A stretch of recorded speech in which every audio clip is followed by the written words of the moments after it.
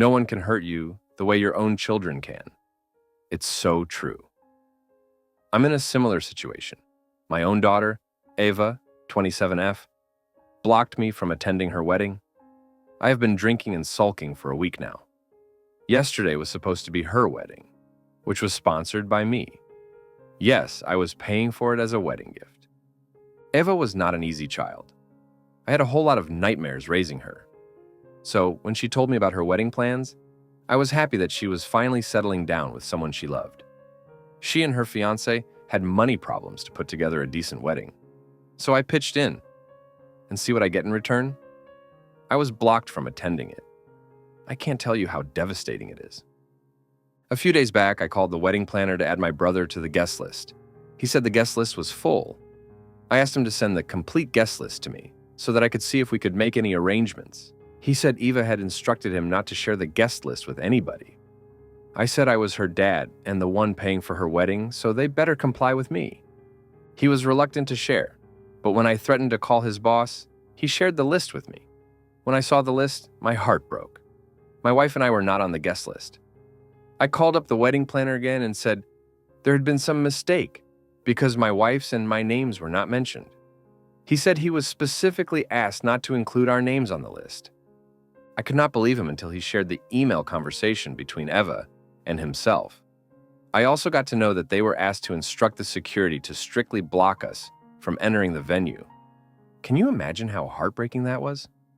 I knew my daughter hates me, but I could never imagine it was at this level, that she wouldn't even allow me to attend her wedding. I called her in a rage, but her phone was on voicemail. It was her bachelorette that day. I left a voicemail asking her to call me back. She didn't call me that day or the next. On the third day, just a day before her wedding, I showed up at her apartment. She was living with her fiancé. She said she couldn't meet me because she was busy with the wedding preparations. By then, the wedding planner had told her that I knew about the guest list situation. That's why she was avoiding me. I went there to get an answer from her, but her attitude made my anger worse. I told her that I knew she had blocked me from attending the wedding. Her reply was, "Well, good for you. It saved you time and energy to travel to the venue. I'll send the photographs of the wedding if I get the time." I effing lost my mind. There was no reason, no remorse, no apology. Just this. I broke down at her cruelty. My anger turned into tears. I asked her what I did wrong to deserve this. She said I had always wronged her. First by rubbing a stepmom in her face, then mistreating her by taking the other side. She wanted me to defend her unconditionally, even though she was evil to others. How could I defend her when she bullied and troubled my sister's daughter? I did protect her when she was caught taking pills in school. When she was caught taking illegal substances in school, she got into college because of me. She was close to being expelled, but I protected her. All this while, she knew everything, yet chose to be ungrateful. When she saw me sobbing, she said I was spreading negativity in her house. I reminded her that I was paying for her wedding. She turned offensive and said I was not doing any favors for her, that I owed her this. I lost my mind and said I effing don't owe her anything at all. I've done enough for her, and this was indeed a favor. She asked me to leave, saying she had no time for my emotional drama. I came back home and cried like a baby in front of my wife, Mercy. She's my second wife, and Eva's stepmom. Mercy is a very kind-hearted and forgiving person, but seeing me break down made her furious. It was the first time that she encouraged me to take action against Eva. She said we have to do something about it. We can't let her feel entitled to hurt us. Eva had been living on my money until a year ago when she finally got a decent job that would pay her bills. That's why she had no savings to spare for her wedding. I'd had enough. I decided to teach her a lesson. I canceled all the wedding arrangements. I barely got back any money from the advanced payments, but I didn't care. I canceled the wedding venue. I wanted to cancel the wedding planner too, but doing that would have alerted Eva, and she could have arranged something else. My plan was to ruin her big day. She had already gotten her dress, so I let her keep that. I felt guilty while doing all this, but when I looked back, I realized I had already done enough for her. If she didn't feel guilty cutting me off from her wedding, why should I? On the day of the wedding, when the planner went to the venue with the decorators and caterers, They were denied entry. It led to chaos when the security had to show the cancellation email. The wedding planner called me for the remaining payment, saying they had already invested in the arrangements.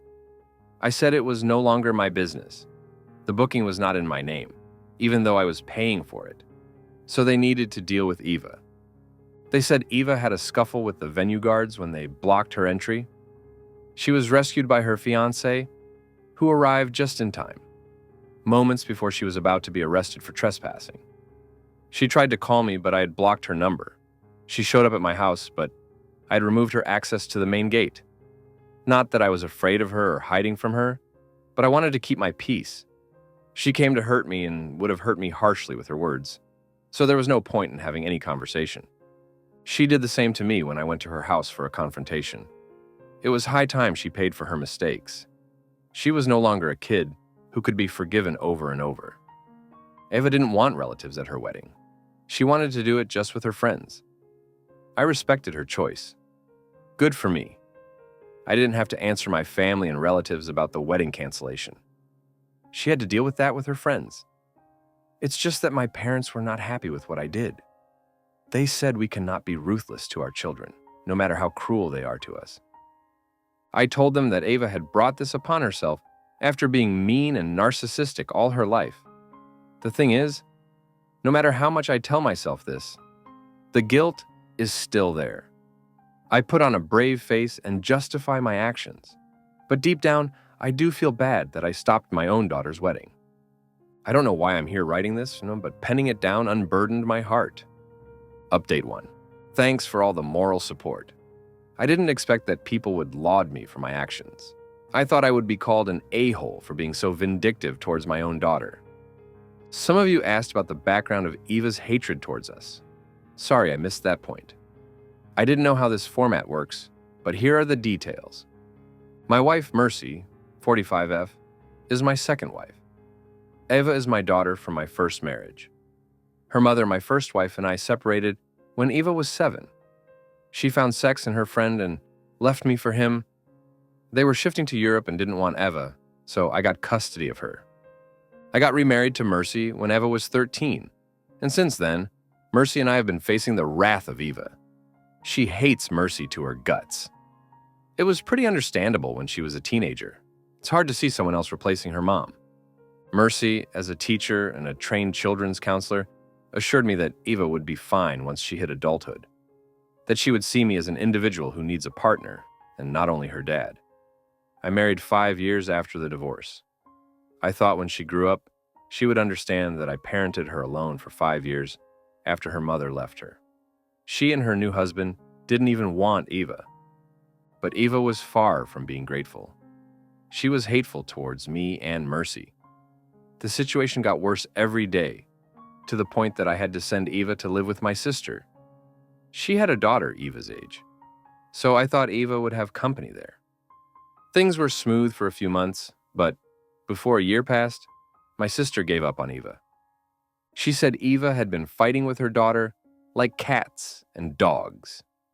It was their final year at school, and my sister didn't want her daughter's grades to fall because of these silly fights. So I had to bring Eva back. She somehow stayed with us until school ended. During vacations, she went to stay with my parents. She refused to come back home and said she would attend high school from there. My parents' house was a little far from her school to cycle, so I had to get her a carpooling service. That was okay for me, as long as she was happy and at peace. When her high school results came out, she had tanked miserably. That's when I got to know she had gotten into the wrong company. She took pills and even had a bully boyfriend. That's why she wanted to live with my parents. She used to sneak out in the evenings after my parents went to bed and loitered around the city until past midnight. She had to repeat her final year of high school. Getting her through college was another nightmare for me. Thank God I had some contacts that helped her get a seat at a decent college. With her poor grades and miserable attitude, she wouldn't have secured admission anywhere. In college, she again got into bad company and got immersed in drugs. Things got so bad that she had to be sent to rehab. She graduated from college at 25. The next year, she relapsed, and I had to admit her again for a few months. It wouldn't be rude if I called her a pain in the butt, Because indeed she is. She has always troubled me, embarrassed me, and made my life miserable. Thank goodness I found such an understanding wife in Mercy. Had she been any other woman, she would have manipulated me to abandon Ava. But Mercy was the one who always pacified me and told me to be patient with Ava. I cannot thank her enough for all the support she has given and all the sacrifices she has made for me and Ava. So Ava's problem boiled down to two things. I remarried and I married Mercy. You see, Mercy is not a Native American. Her family originally belonged to the Middle East. They were immigrants living in the USA. She grew up in an NGO because her parents couldn't raise their 5 daughters. They somehow fled their war-stricken zone but arrived in the USA with nothing. But that's the very thing that attracted me to Mercy. Despite her traumatic childhood and limited resources, she beat all the odds, got a master's degree, landed a high-paying teaching job, and built a life for herself. Mercy is a self-made person, but Ava calls her a gold digger. Well, I run a flourishing export business. We've been doing this for 2 generations, so yes, we have some generational wealth. Ava thinks Mercy married me for money because it was her first marriage and my second. Ava's point is, why would she marry a single dad who's 12 years older if not for money? I'm 57 and Mercy is 45. I don't know who fed Eva's brain with all this nonsense, but that's her argument for calling Mercy a gold digger. You guys also asked if Eva's mother was involved in all this. The thing is, she never contacted me or Eva after our divorce. The last thing I heard was that she was in Germany. That's it. Coming to the current situation, after the wedding was canceled, Eva tried to reach out to me to unleash her anger, but I had already blocked her from entering my house or contacting me through any platform. My parents didn't like that Eva's wedding was canceled because of me. They reached out to Eva and offered to pay for her wedding if she still wanted to do it the same way. They were disheartened when she chased them out of her house, accusing them of being hands and gloves with me. She said mean things to them and told them never to visit her again. She even held them responsible for the high school drug incident. She thinks my parents informed me when she was caught taking pills at school. It wasn't them. They tried their best to protect her. I got to know about it from her teacher, who, funnily enough, went to the gym with me. After that incident, my parents changed their stance. They said what I did was right. I cannot let Eva feel entitled to use and hurt us, however she pleases. I'm still no contact with her, and I don't know what she's up to. My parents visited her 2 days back, which was 10 days after her supposed wedding. They haven't married yet, so I'm guessing they're planning for some other date or just not going for an intimate wedding, which could have already happened by now. Oh yes, I blocked her credit card, the one I was paying for. She wasn't using it much after she got a job, but she still had access to it. I'm sure this will further anger her, but I don't care anymore. I have no guilt left, especially after knowing that she misbehaved with my parents. Those poor souls are in their late 70s, and they have always loved and protected her. Ava deserved to be abandoned. Update 2. Hey guys, I know it's been over a year since I updated this thread, but I was in constant touch with everyone who commented on the post, and PM'd me. After a few weeks, I got to know that Ava had married her fiancé in a private ceremony with just their close friends. I was happy that she was married and wished a good life for her. I was not connected to her on any social media, so I didn't know what was happening in her life. My niece told me that Ava had moved to a neighboring city with her husband. She had updated it in her Facebook status. Life was running as usual when, a week ago, I got a call from an unknown number. It was Ava's husband, Matt. I got tense, thinking some mishap had happened to her. He said she was fine, but wanted to meet me in person. It came as a surprise to me. I asked him the reason, but he said he would tell me when we met. He said he was in the city, and if I was free, we could meet up for dinner. I said, okay. I secretly wished it was a meeting to reconcile Ava and me. I thought she wanted to meet me, but was ashamed to face me, so Matt was being the middleman. I went there with so much hope. After all, I'm a father, right? To my dismay, Matt was alone. I asked about Eva, and he said he didn't know. My heart sank. I asked if something had happened to her and if she was fine. He told me they were separated. He went on to reveal how Eva had been abusive in her marriage. She had real anger issues and would throw stuff at Matt, breaking household items even during minor arguments. He tolerated her until he couldn't anymore. When the situation got worse, they separated. He said Ava had a psychological issue and constantly blamed others for every inconvenience. She used to fight with him regularly because they had to leave the city and move since Matt got better opportunities there. Ava didn't lose anything with this change. She also got a similar paying job in that city. Yet, she was angry with him for taking her away from her hometown. That was just one example. Ava was always angry at Matt and constantly fought with him. He said there was one more reason he wanted to meet me in person. He wanted to apologize. He said he had witnessed Ava's cruelty toward me, Mercy, and my parents, but he didn't intervene because Ava had manipulated him against all of us. He said he brought misery upon himself by overlooking all the red flags. I told him it wasn't his fault at all. It was Ava's fault, and to some extent, maybe mine, because I wasn't able to raise her properly. I also apologized to him for whatever he had been through with Ava. Matt requested me for one last favor. He said Ava was distraught after the separation and was begging him to take her back. But he had fallen out of love with her after all the abuse. Yet, he still wished her well. He asked me if I could reach out to her and support her during this difficult time. She literally had no friends left because her temper had driven everyone away. She had no real, permanent friends in her life. He asked if I could take her to therapy, or at least convince her to go. I told him I wished I could, but she wouldn't even let me come near her. He understood my circumstances, and I understood his. We both wanted to help Ava if she would let us. After knowing all this, I couldn't help myself. I went to meet Ava. It turned out exactly as I expected.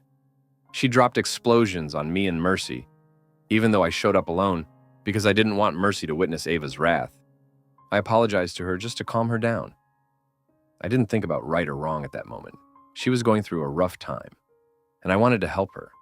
I told her she could curse me all she wanted, but she needed to see a therapist first. She didn't listen. Instead, she dug up the past.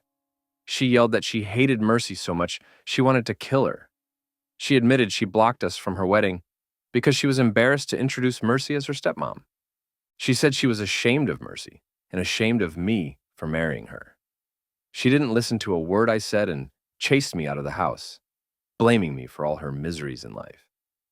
I don't know if I was right or wrong, and honestly, I don't care anymore. I just want her to come out of this, but I have no idea how to help her. Update 3. Thanks everyone for the moral support. I was very disturbed while making the last update. This space really helped me release my nerves. Mercy suggested that I take the help of Ava's best friend from school. Her family used to be our neighbors, so we knew each other quite well. She's now living in South Africa.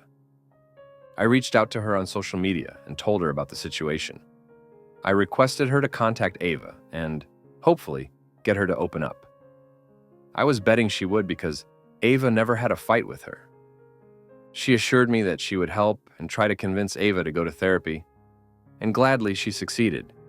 Ava's now going to therapy, and I'm guessing it's going well because a week ago, she met my parents and apologized to them for her misconduct. She confessed that her hatred had grown so bad, she couldn't even control it anymore. But she also said she would never forgive me and still blames me for everything. I don't despise her anymore. I just wish her a good life, even if I'm not part of it. Thanks for all the support. I wish no father ever has to go through this, when your own child hates you to this level. Story 2. I, 30 million, was born with a bone missing in my arm. As a result, I only have one digit. If that wasn't enough, it was in a fixed position with my digit up by my shoulder, and the ligament and tendons didn't really develop, so I can't straighten my arm. My parents were great at making sure I would be independent and able to live by myself.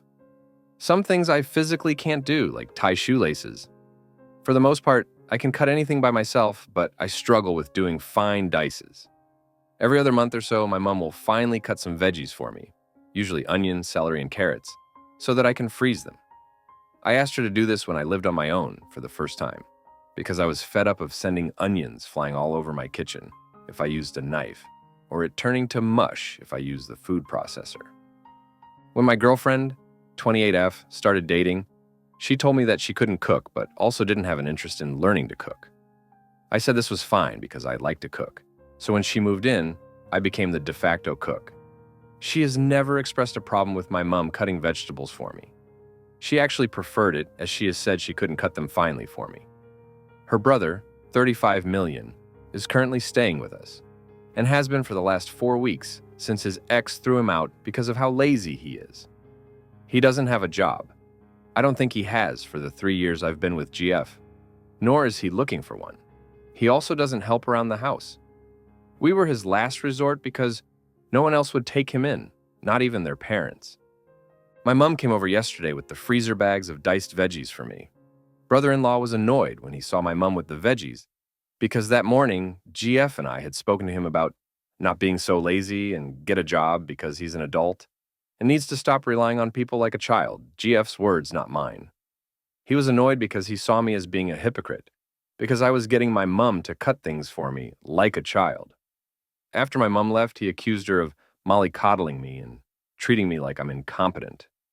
For me, this was a crossed line because this is something I physically can't do, and my mom is just being helpful. I told brother-in-law that I wanted him to leave and that he was no longer welcome in my home.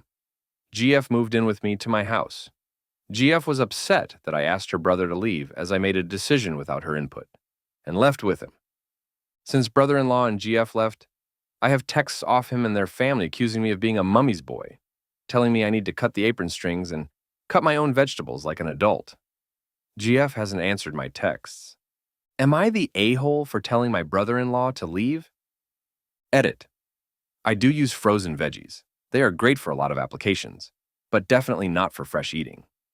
I get some of the harder veggies like butternut squash, already cut up and frozen. Though frozen onions I seem to only be able to get sliced. My local supermarket does have prepared veg in the fruit and veg department, but it honestly doesn't look great. The onion in particular is always slimy looking. I do actually need to get a new veg chopper like the slap chop or the box ones that people have suggested. My niece, 3, broke my last one trying to help me cook. My sister offered to replace it, but I told her it was an accident and she didn't need to do that. I've seen links to a couple that look better than the one I had where I might be able to cut as finely as I want. So I'm going to order one and give it a try. Update. So, ex-GF, came around this afternoon to collect her belongings. It was very anticlimactic, but I'm not upset that she's gone because she's shown me her true colors, though she had blamed me for it all and not apologized for her or her brother's actions. She had written a post on her FB on Saturday night, basically bad-mouthing me, calling me all sorts of names and said that I was a mummy's boy and refused to cut the apron strings. I didn't see it, I don't have FB, but my sister, 28F, did, and she screenshot it and sent it to me. The comment section was a dumpster fire because her friends were saying things like, "Of course he needs help. He has one arm," and telling her that she should be helping me. She has since deleted the post. After my sister saw the post, she called our uncle to let him know what had happened and suggested that he came around and changed my locks for me, because she doesn't trust ex-GF and wanted to make sure I was safe. As ex-GF left, my uncle arrived to change the locks, which angered her. She got upset and asked if we didn't trust her. I hesitated, and my uncle smirked and said no.